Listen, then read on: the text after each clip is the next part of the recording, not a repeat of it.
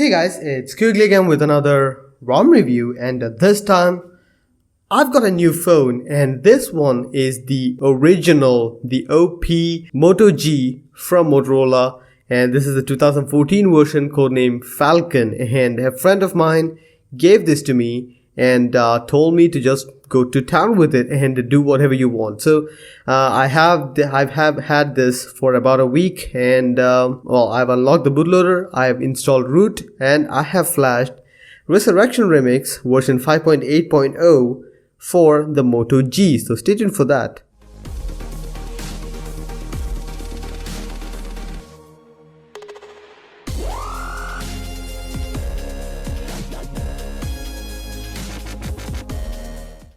So guys, the Moto G, about this phone, well, you can find all the specs for Moto G online. It's a 2014 phone, and that is quite an old phone, and the codename for this is Falcon. Now there are quite a lot of ROMs available for this, and this one is one of them.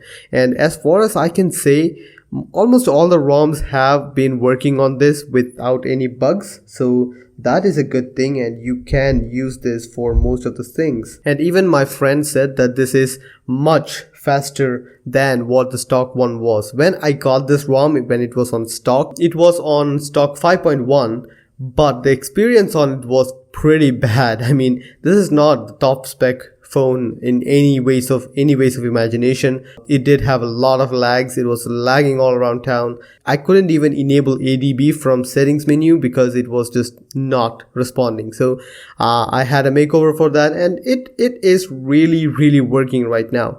Let's get to the features now. If you have used a Ressurection Remix ROM previously, you know it works. So that is what I want to talk about. I mean, this is Ressurection Remix for Falcon. This is the build date, that is 12 December. This is the model named Moto G. Android version is 7.1.1. December 5 security patches. So that is important. The kernel version is 3.4.42 rather than 4.4 or the latest version, but I guess we can still live with that. This one did have 1 gig of RAM, and with the latest version of Android, 1 gig of RAM, yeah, not the best scenario you can get, but it's better than the stock experience which I had. So you can still use this phone for your secondary phone or something like that, or just your dev phone. You still use that with something like this. Now, as I've said, if you have used or even seen a Ressurection Remix ROM previously, all the settings are here. So let's get started. Clock customization for clock settings, brand logo can be enabled or disabled. All of that is amazing. Custom logo, if you have one. Battery status can be customized, and it has all the settings. I mean, if you want a rundown of the settings, I've already made a video for my OnePlus 3 regarding this, so it'll be fun to check it out. Almost all the settings on 5.8.0 is still here, and all of them are working, so that is amazing, and I really appreciate that. Here's status bar gestures. Network traffic indicator is available, which you can enable that. Now my friend did use this, and it is his settings right now, so I don't want to change many things in here, but this is how you are going to use it. Recent menu, you can customize for the tiles and all that. OmniSwitch is available. Quick setting tiles can be customized to whatever you need. Right now he has a 4x3 arrangement going on, and you can even add much more, so you have a lot of options here. So that is pretty cool to have. Lock screen options were gesture, colors, lock UI, all that can be customized. Even security with quick unlock for your PIN password. Gesture unlock, gestures, all that can be enabled or disabled. Press power twice for basically camera. And the camera, now since we have the camera open, I would like to show you guys something that right now, as you can see, the camera is stuck, and that seems to be an issue with many ROMs on the CM14.1 space. And the most logical reason you can use most logical way you can go about this is to get something like footage camera, and it should work perfectly fine. I have used footage camera on my OnePlus 3 previously, and I really do like that. But the camera quality, unlike OnePlus 3, is better than the Moto G camera, which was the official stock camera application. So that is something which my friend told me, and I do believe that. I do think that it is a case. Animation settings are available, interface settings where you can select font size and display size even, so that is something which I really appreciate. Now it does have ambient display, but the ambient display doesn't seem to have the pocket mode, so that is something which I wanted to work in this one, but I couldn't find any pocket mode in that. It does have pickup sensor and notification trigger, but no pocket mode, so yeah, that is there. I mean, it doesn't have any fingerprint reader or something like that to just help it around with, so yeah, I do get that.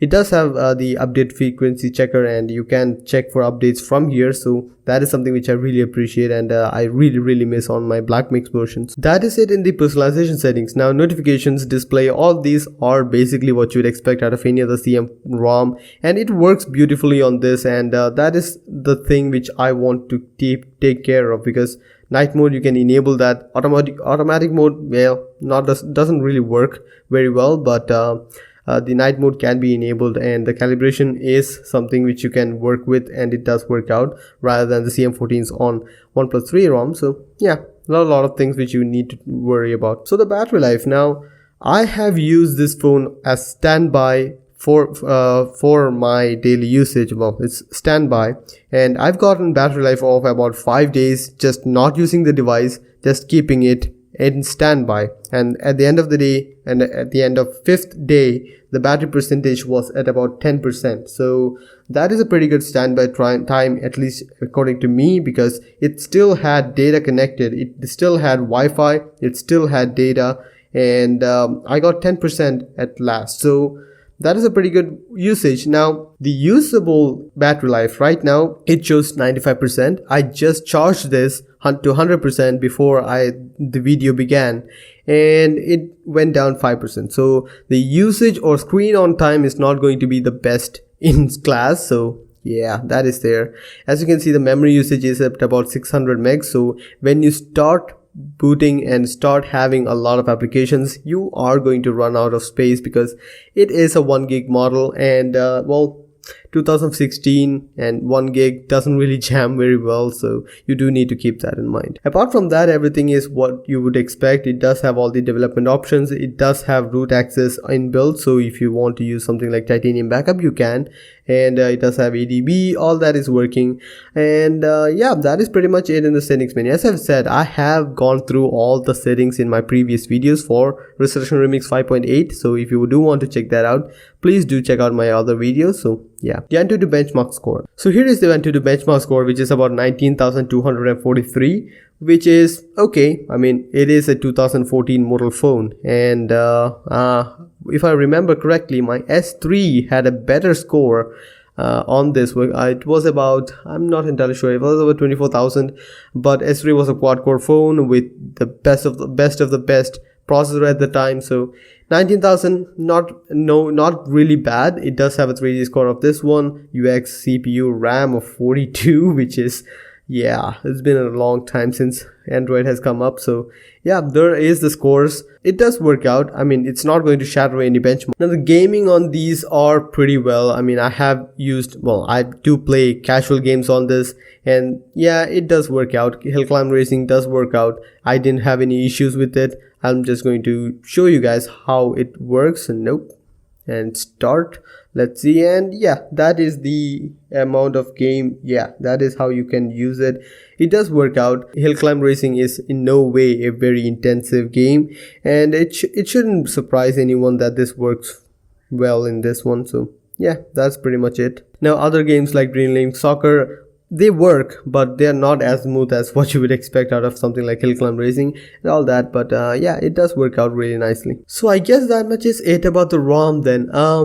If you are a G user, Moto G user, let me just know, would you like to have something like this? Would you like to unlock your bootloader, do root and install a custom ROM and still use your device? Because I do like to know that, because this guy, my friend, he wanted this thing to have root, he wanted this thing to have a custom ROM, and he wanted this to have the latest Nougat so that he can try it out. That was the main reason he wanted that. Do let me know what you think of it, and how you will get this thing done. So Yeah, I guess that much is it about the ROM then. This was another thing which I just wanted to try out. This is not a full formal review, as you can, well, guess in that. So yeah, just want to get your opinion on that event. So yeah, see you guys in the next one then.